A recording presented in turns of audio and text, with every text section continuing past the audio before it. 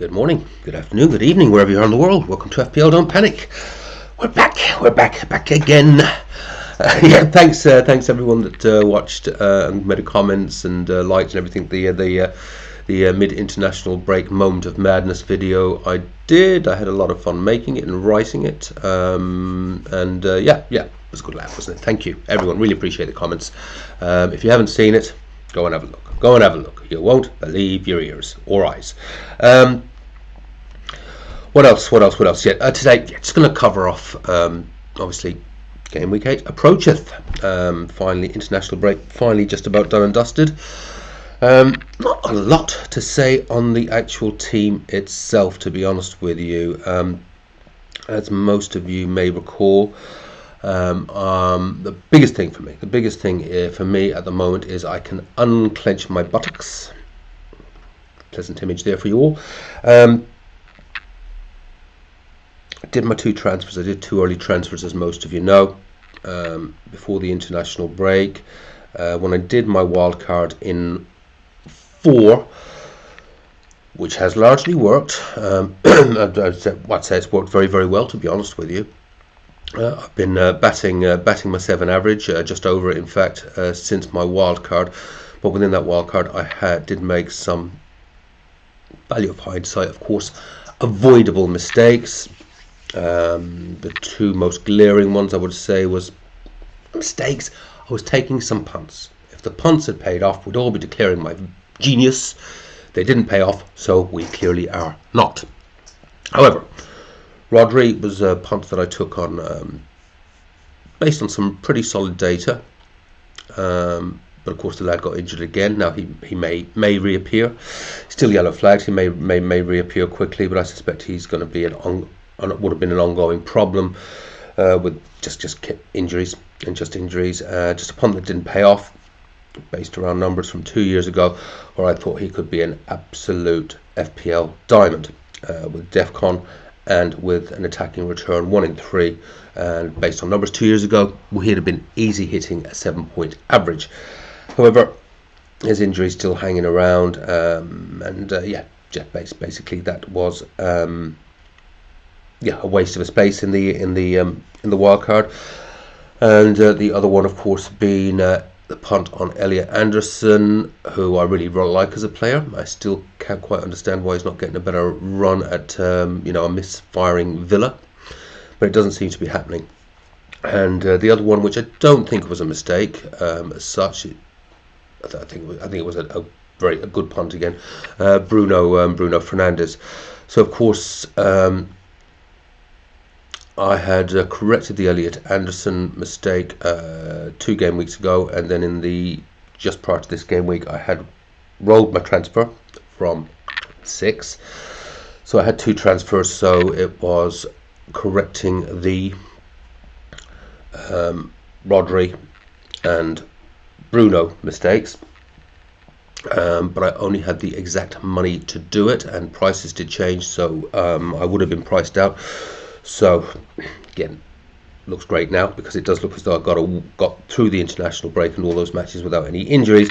Looks as though it's okay. So of course I brought in Caicedo, and the benefit of a little bit more information around Saka's minutes, potentially still on penalties. Brought in Saka, of course, and I had the exact money to do that. And happily, there's no yellow flags have appeared over the international break with any other player. So waiting for the press, seem to have got away with that one. So this, by and large, is the team as it will be going out. Sort of talking through it, and by and large, I don't mind the look of this team. It's not optimal. Obviously, we've got a lack of Arsenal defensive coverage there. Do I want to bring in 2 Arsenal defenders, or go double Arsenal attack in the coming weeks? I don't know. But this is where I think the reasonably well thought out, apart from mistakes,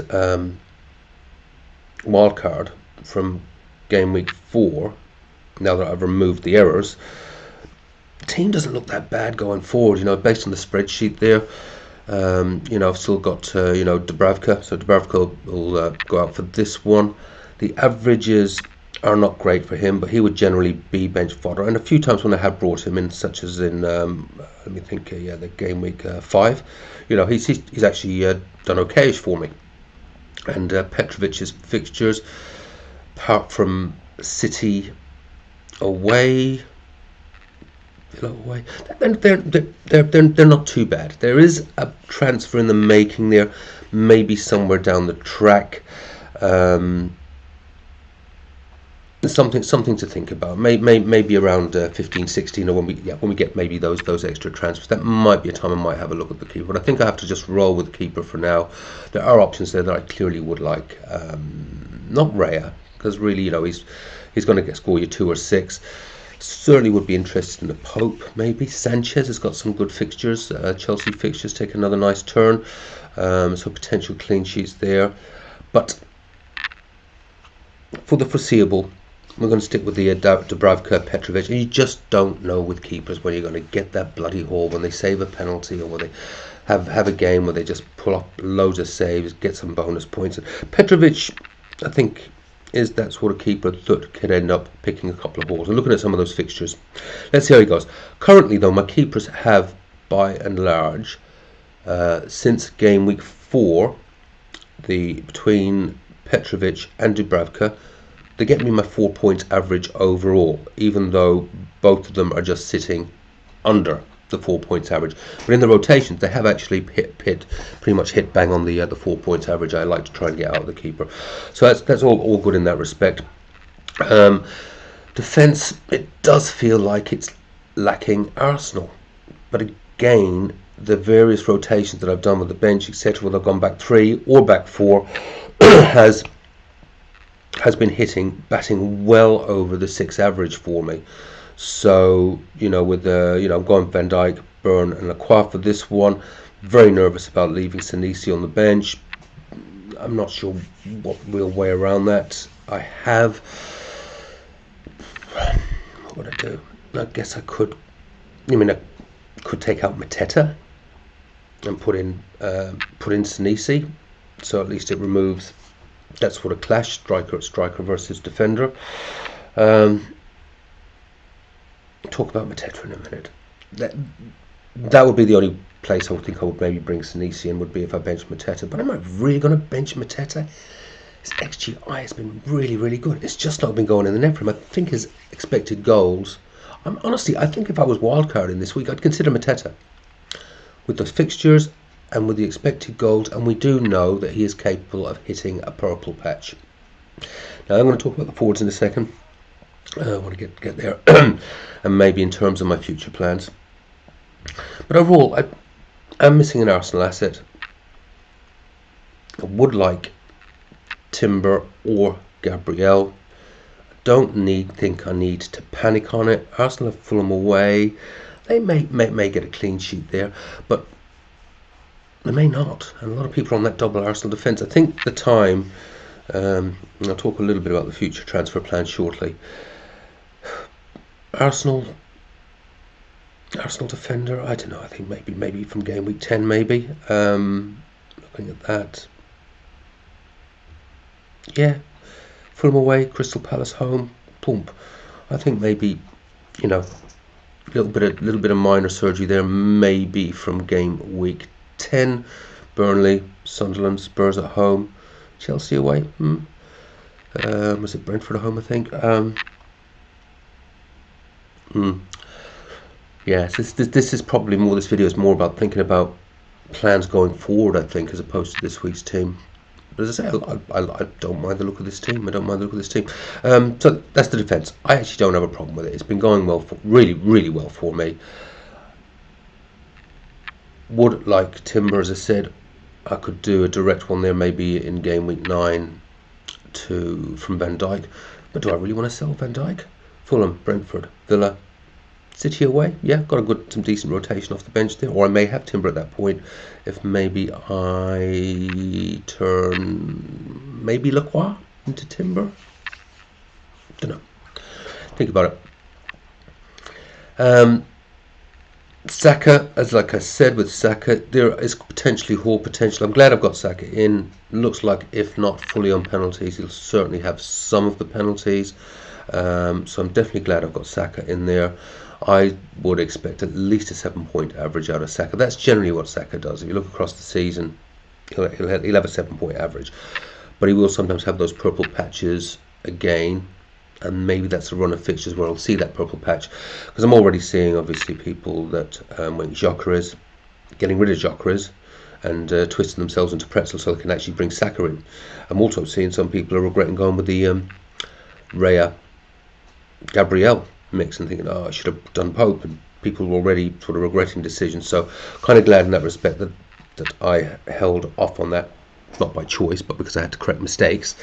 I'm kind of glad I didn't actually go down that path, and I can do minor surgery as opposed to a complete overhaul, and literally just tweak this team on a week by week by week basis, and make it nice and targeted at the players I want. So Saka, absolutely, really happy that I've got him now, and I think within those fixtures there is certainly some Hall potential. Caicedo. Now, truth be told, it was kind of forced on me, I think, as the best option when I did those transfers, because I did want Saka, and bringing in Caicedo and Saka, I had the exact money. Honestly, I don't hate that choice. I do not foresee Caicedo getting, 2 goals. It would be, I think that's what, a couple of goals every 5 matches. It's unlikely. But at his price point, happy to bench him when needed. But I do see that we can easily get a 4 or 5 point average out of him across that really nice run of fixtures. And who knows, maybe there might be, maybe this is a breakout season for him. Maybe with Palmer not being in the team and some of those injuries, he's shouldering some responsibility as he did against Liverpool and popping up and banging in a goal. Maybe we will see that. But as a pick, I like him. I think he's been an absolutely fantastic player. But as long as if he's just picking up his DEFCON regularly and maybe the odd clean sheets, I'm getting like 4 points, 5 points out of him, I'd actually be happy with that. That's absolutely fine at his price point. But do get the goal, fantastic. But in truth, I would have preferred to have gone Enzo. And it's not impossible, as I do things over the coming weeks, that maybe he will turn into Enzo at some point in the not too distant future. But for now, absolutely fine with Caicedo, and I think he'll do a decent job for me, and a really good, solid, reliable job. Semenyo, not the easiest fixture, Palace away, but as we've seen with Semenyo, he can score against absolutely anyone. Mixed bag of fixtures. We've got City obviously in 10, but Forest at home in 9, which is obviously a great fixture if Papadopoulos is still there. I suspect he might not be, but then there'll just be more disruption. So again, we'll see how that goes. But after City, Villa, goodish fixtures again. West Ham home, Sunderland, Everton home. Yeah, it's not bad. And as we've seen with Semenyo, he'll score against anyone. And you've got, 70% of the game have him now. Got to have him. And then Foden. Now, Foden's one that could potentially be at risk. We've got, if you know my formula, obviously I've got my averages, 4 for a keeper, 5 averages as a unit or individually for defenders, 6 midfield, 7 for forwards. But the other metrics I try to work to is I ideally look for 3 returns in 5. 2 in 5 is acceptable if there are good fixtures going forward. 1 in 5, last warning, bang, then you're out. Foden is coming fairly close to it now with 3 blanks in a row. What I will say there is he has been bloody unlucky. Really unlucky. But if he does blank in this one, we may use him to free up some cash. Now I'm hoping he does explode. Again, mixed bag of fixtures. It really does look good from 13 onwards. But there are still some decent enough fixtures there. I think Everton at home is a good fixture. Bournemouth at home, I don't think it's a bad fixture. And obviously, I really like Bournemouth. Villa away, I don't think it's that bad.